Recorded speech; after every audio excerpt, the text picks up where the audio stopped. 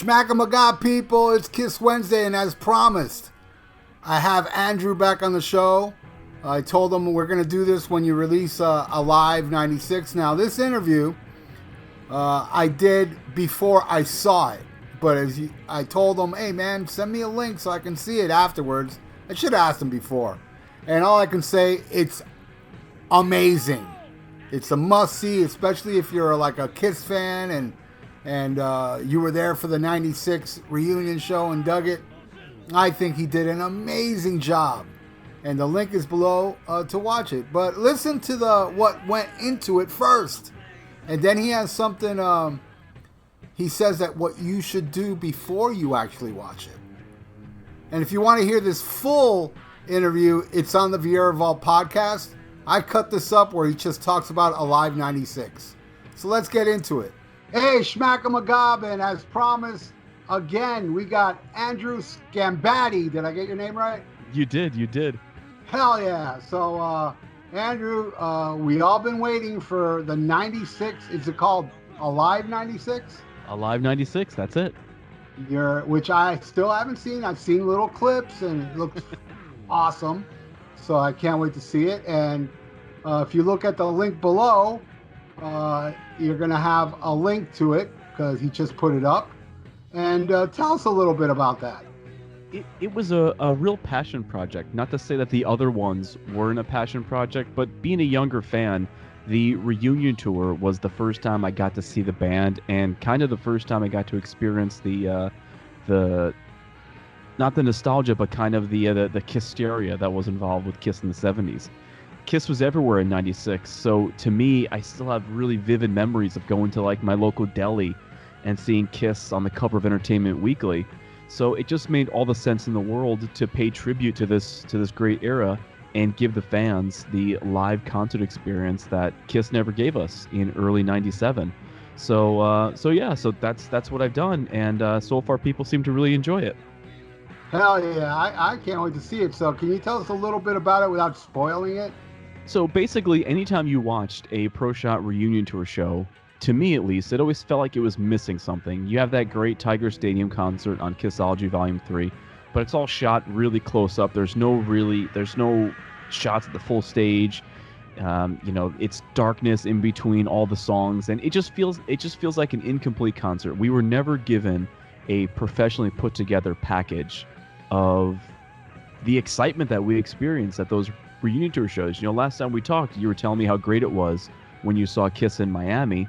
Yeah. And I said it was great when I saw him in New Jersey, but that excitement, it didn't translate to those videos. So what I wanted to do is I wanted to go back and pull all that Pro Shot footage. There's about 10 shows that are out there, and put something together that really relives this magical era. And so that's what Alive 96 is. It's that VHS tape we never got in early 1997. So is it like a full show, or is it like a compilation? It's so how Alive wasn't technically a full show, and then Alive 2 also wasn't technically a full show. Right. This is Alive. This is the Alive 96 version of that.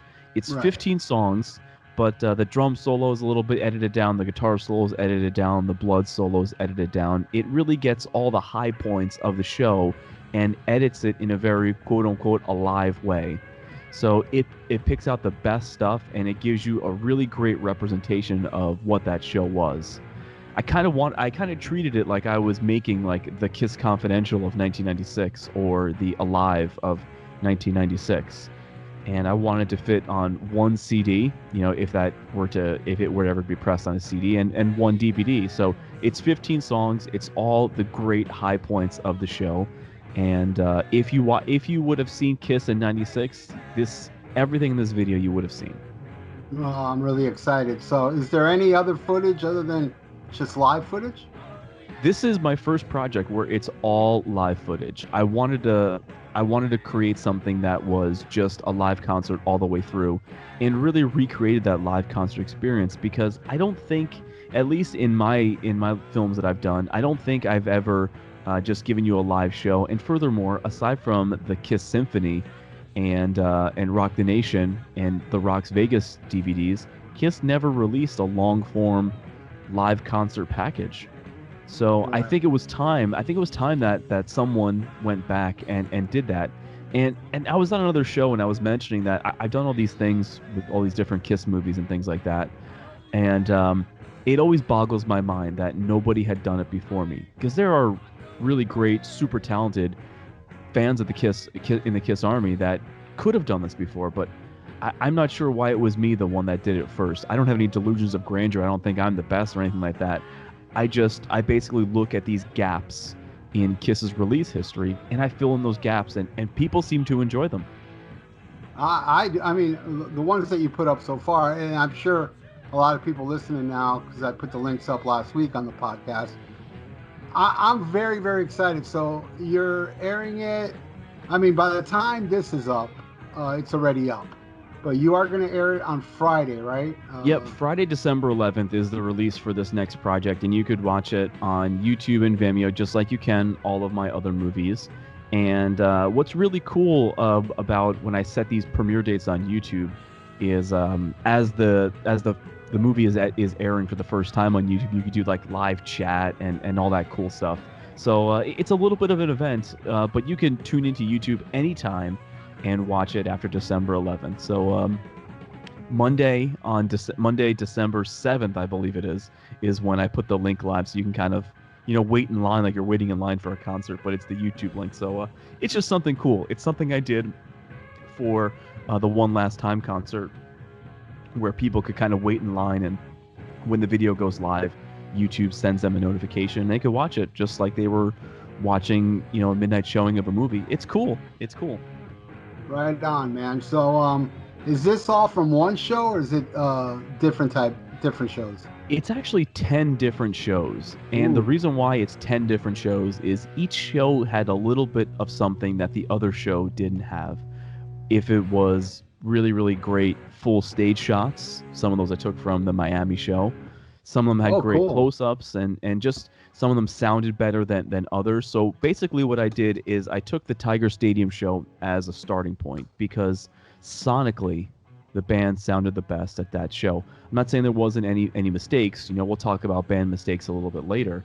But sonically in Tiger Stadium, that show sounded the best. So I started there, and then once I had the Tiger Stadium show, I just started adding things to it. I added shots from Madison Square Garden, then I added shots from Toledo, Tokyo, Miami, Atlanta, all these great shows that are out there. And then once I kind of had the shows cut together, I then went back and I color corrected all of them to make them look like they all came from the same show. So unless you know, well, I guess you know now because you're listening to this interview.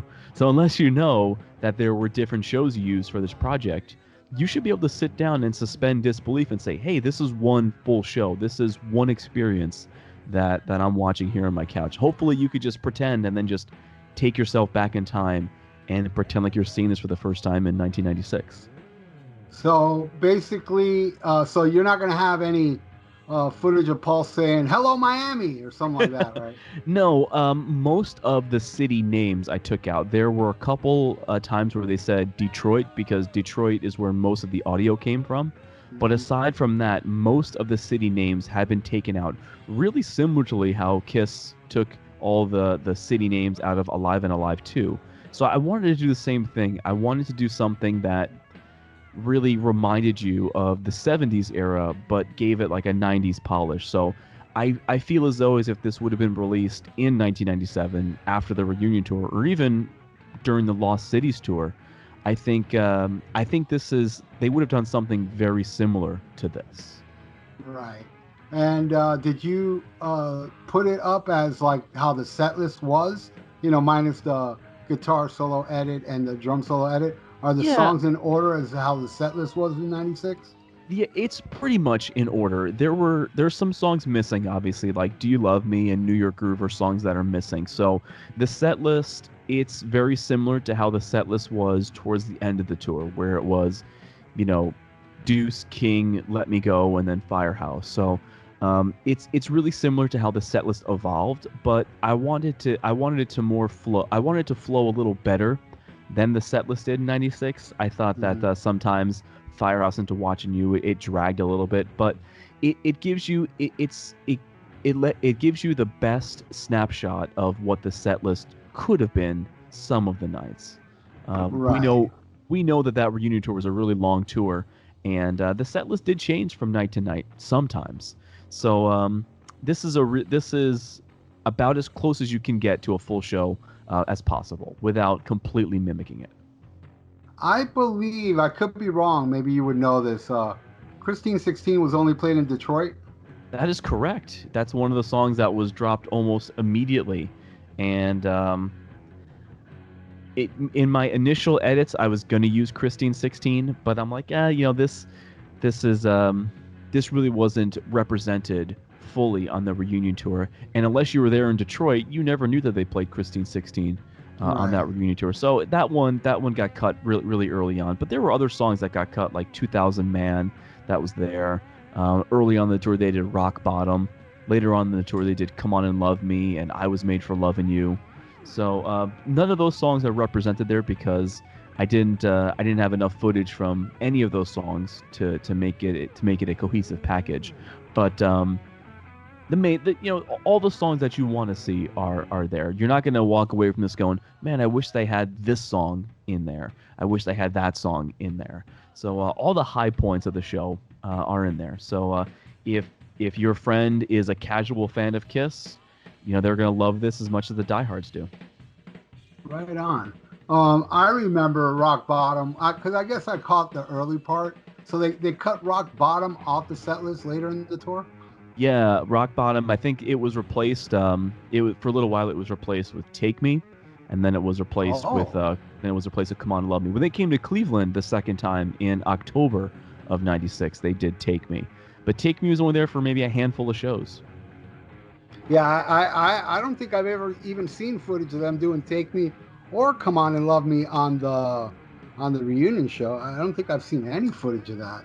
Yeah, they did. They did Come On and Love Me when I saw them in December '96, and there's a Toledo show that's pro shot on YouTube where they do both Come On and Love Me and I Was Made for Loving You.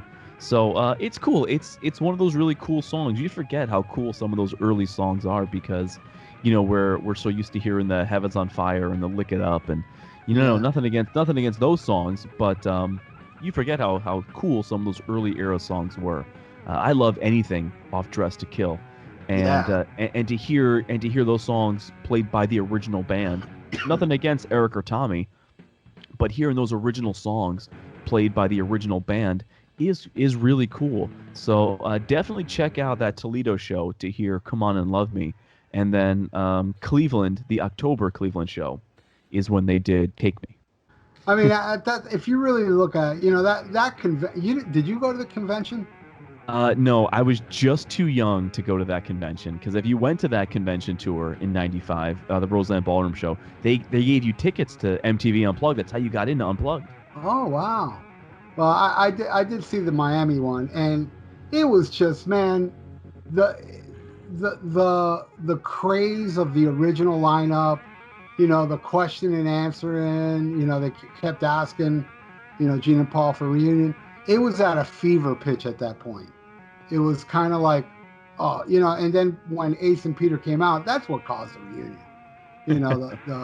The reaction of the crowd, and they had to do it. It was like they were, I mean, if you really think about it, if Revenge would have blown up and been huge, there would have never been a reunion. At least not at that time. I You agree. know, they they were very happy doing their thing. I mean, look, I'm an Ace and Peter guy, but I'm not a blind sheep fool because both those guys are pains in the asses. And to have them in the band, they know it's going to be a headache, and they were right. You know, it became a nightmare. For them to reunion. Now that we hear the stories, but at that time, it's like, well, what are we going to do? I mean, this Carnival of Souls album. I mean, it's not going to fill arenas. No. We've lost a lot of fans. I think what happened was, Crazy Nights, Hot in the Shade, putting X and Sex. It really did hurt Revenge. It was kind of like and I mean, Hot in the Shade tour was awesome and it was packed, but I didn't go to the Revenge tour, but I heard they were hurting on that tour. You know, One of my good friends went to one of the last Revenge shows, and I believe it was out on the West Coast. And he says it was a mid-sized arena, so you figure maybe 8 to 10,000 people. And he says there couldn't have been more than 3,000 people in that arena. look at that. It was like Creatures of the Night all over again. Yeah, it was. But even worse. They were tanking because that Revenge show, it cost way more than the Creatures of the Night tour. But that Revenge tour, it had such a huge production cost Yeah. because it was following that huge production from Hot in the Shade. So the band was tanking at that time. And you're right. If that time period was a success, there would never have been a reunion tour. Never in a million years. Not and not in 96. That's and not for at sure. that time either. But I think the stars really aligned in 96, and that's what you'll see, here in Alive 96 on YouTube, December 11th. That's what you'll see then. You'll see that the not only were these guys glad to be back with each other, but they were glad to be back in Kiss. And Yeah. there are some shots where you see Gene, he's glad to be the Demon again. But even let's go even bigger than that. You had other great 70s bands that were touring in the summer of 96 or 97. The 70s were back, and it was the right time, and they were the right band to set this movement off. I mean, Kiss was on the cover of Forbes magazine. That was just completely unheard of. And you could tune into The Tonight Show well into 1997, and The Tonight Show with Jay Leno was still showing clips when he visited Kiss at the Forum in August of 96. It was mayhem. It was mayhem. And I hope that when people sit down and watch Alive 96, they remember back to how excited they were at that time. How excited they were to see Tupac at the Grammys introduce Kiss. How excited they were at that press conference in the Intrepid in '96. I remember hearing about it because it was everywhere. I didn't go. I was only 10 years old at the time, but I remember hearing about it. Being a kid from New Jersey, I kind of always heard about the New York Kiss events, and especially when I got online and was reading the Great Kiss Asylum at that time, you heard about all those cool things that were happening. So it was the exact right time. Sandra, is there anything else you want to talk more about Alive 96? Yeah, one of the things I spent the most time on while editing Alive 96 was fixing kind of all of the warts and the imperfections of the show. Everyone knows that a live performance is never going to be perfect, but there were some really big mess ups that all the guys in the band kind of messed up on. One of the ones that stands out the most is during Deuce at Tiger Stadium. The band kind of fell apart during that first solo breakdown where the drums come back in. So I thought it was a good opportunity to go back in and fix all that stuff, because even though there were mess ups every night on the tour, that's been highly publicized, I don't think that a lot of people are going to remember those mess ups. People are going to remember how excited they were to see the show. So making a true memento of this live concert, I thought, let me go back in and let me go and fix some of these mistakes. Kind of very similarly to how Eddie Kramer went back in and fixed, Alive 2 and Alive and all that stuff. So I went back in and I fixed all that stuff. So I fixed, there's a mistake I fixed in Deuce. There's mistakes I fixed in 100,000 Years, Shout Out Loud, King of the Nighttime World, Let Me Go Rock and Roll, and God of Thunder. And if I did my job right, and hopefully you forgot what songs I say that I fixed, while you're watching this, you hopefully won't know that I went back in and fixed those things. Well, that's great, because just about every video that bands do put out on DVD, they're fixed, they're touched up. Yeah. I didn't go back in and add a bunch of background vocals from different recordings. I didn't pipe in a bunch of extra audience. I just went in and I fixed big mistakes that I thought took away from the show. And that was the thing. I never wanted anything to take away from the show. I wanted the show to shine, and I wanted you to take away from this and say, man, that was really cool. I remember when I saw that in Toronto or in Miami. I remember that show. And it might not be an exact carbon copy of the show you saw, but I want you I want you and I want everyone that's watching us to remember how cool it was when they saw Kiss in '96 back in makeup for the first time. And you also have to put into account the people that didn't get to see it. Yeah, You know? yeah. I mean, it's funny. We kind of flip-flopped as far as Kiss goes. When Kiss came back in '96, when you were at the show, people were like, "Oh, have you ever seen Kiss in makeup before?" And now when you go to a Kiss concert, people say, "Hey, have you ever seen them without makeup?" Yeah. So it's kind of flipped.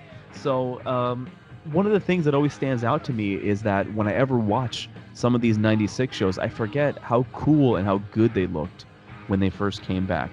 I'm not saying that they look bad or anything like that now, but when you see them in '96, you're like, oh my God, you forgot that everybody was like super in shape.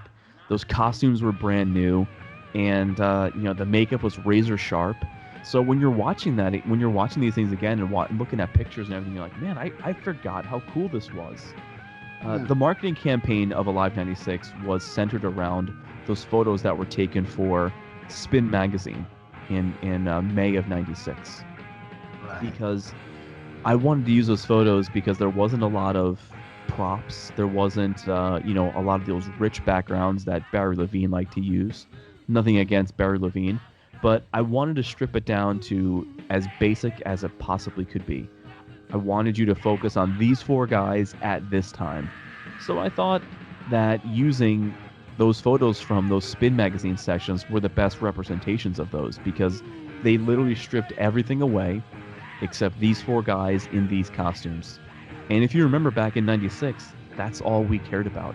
We didn't care what the stage looked like. We didn't care, they weren't playing 35 songs. We didn't care that they weren't playing all these rare songs. All we cared about was seeing those four guys in those costumes. So I thought it was important to take the marketing and all the little posters and images that I shared of this project, took it back to that photo shoot. Because nothing else mattered at that time. Right. Yeah, and it was, and plus, it sounds like what you did is kind of like, all right, we got the glossy with the second coming. We got the photo, footage of the photo sessions with the dragon and, and the tiger and all that stuff and the flames and all that. We got all that, kind of the glossy version where this is kind of like the way you're describing it, because I haven't seen it yet. You flip the coin over and you see what we saw when we went live. So what you're like saying is that when you watch Alive '96, it's really gonna capture what it was like to be there, right? To see that live. Exactly. It's gonna make you relive that live experience. What I want to give Kiss fans a homework assignment. What I want you guys to do is before you watch Alive '96, I want you to watch The Second Coming and watch it up until they sell out that Tiger Stadium show. And once they sell out Tiger Stadium, turn off The Second Coming and then put on Alive '96 and you'll get the total package of that. You'll get the total package of that experience that Kiss was giving you in '96. You'll get them with the making of the tour and then you'll get this live concert. And I think that was really missing. A lot of fans have said that they wish that a live concert came out at this time. We all love The Second Coming. Hey, The Second Coming is the thing that I watch the most next to Iron Maiden Flight 666. But those are the two music movies that I watch the most. That I could just put those on and just do my work or whatever. Right. So even though people love The Second Coming, they were like, hey, this should have come with a concert. And this is the concert that it should have come with. I agree. That was the one thing I was kind of disappointed. I mean, even after Second Coming came out, I was like, well, I hope they put a show out. And it wasn't until 2003 that they put a show out, the Kiss Symphony. Right, which is I get a headache watching that. Too many cuts, bam, bam, bam, bam. I get kind of dizzy watching. Yeah. There's a lot of live DVDs like that camera angles just move way too fast. It suffers from that early 2000s style of editing. Yeah, which I don't know why. Even when I first saw it, Testament has a DVD like that too. It's like, oh my, I can't watch this. Enough already. It's better to listen to than watch. Yeah. The Iron Maiden Rock in Rio DVD suffers from that a little bit. A lot of rapid camera angles, and they were all put out like around the same 2 or 3 years.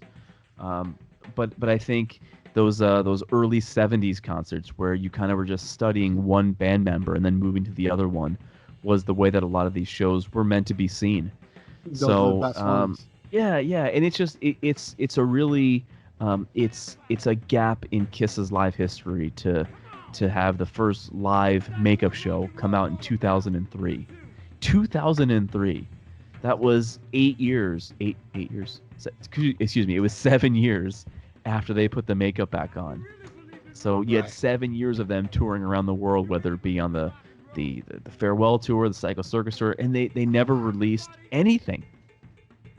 Yeah. So and it's a shame. I mean, it still boggles my mind how, or the Psycho Circus, released that with the 3D glasses like they did for the Psycho Circus video. Yeah. That should have come out too. And I never got to see that tour because I had tickets to it, but they canceled. Yeah. Because they had to do a pre-Super Bowl show. Yes. And I was so pissed. I was beyond pissed. I was like, motherfucker, just to play Rock and Roll All Night or whatever the hell they did. And I missed out on the Psycho Circus tour, which I'm still upset about, because from Lick It Up, I Revenge, I didn't get to see, but I never missed Kiss, back then, But I did get to see the Psycho Circus tour at Madison Square Garden. Oh, cool. Actually, it was November of '98, and they were actually presented with their gold records for Psycho Circus at the show that I saw them at. So it was a cool show to be at, and I probably still would have been pissed if I had missed Kiss. But it was funny. The Psycho Circus tour wasn't a very long tour, and almost right after that, they were announcing that farewell tour. In early 2000.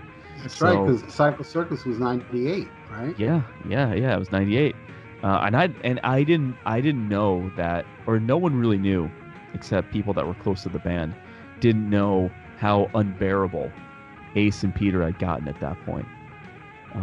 Or how unbearable the four of them had gotten to work together at that point. So it's a shame that it had to go down like that. I mean, listen, we could have a whole other podcast talking about the breakup of Kiss for the second time, how the same things happen. But hey, at least it happened. The magic was still there in '96, my opinion. Yeah, and I'm very much looking forward to this. Is there any way you can send me a link before anybody can see it, like unlisted? Throw me a bone, Andrew. Absolutely. I could throw you a little bone. All right, cool. And I am going to do that, actually. I'm going to watch Second Coming until they sell out Tiger Stadium. Yeah. And then put that on. I'll get the full effect. Yeah, because you get the making of the tour, and then this is the live version of the tour. This is the VHS tape that we should have got in 1996, and that we never got.